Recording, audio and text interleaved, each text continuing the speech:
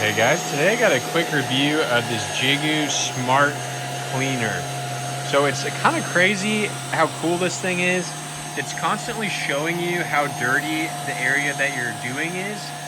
And as you leave it on there, it obviously gets down to a lower number. So this is a new spot, drops down. Where I was earlier was showing as 100% dirty, which is my side of the bed. And it's going to drop over time as that UV light hits it. Let's keep doing this for a minute, and I want to see how much stuff we can suck out of this bed.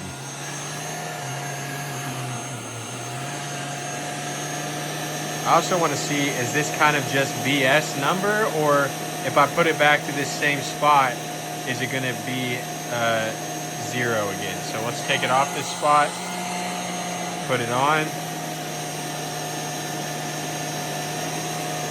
That seems relatively realistic.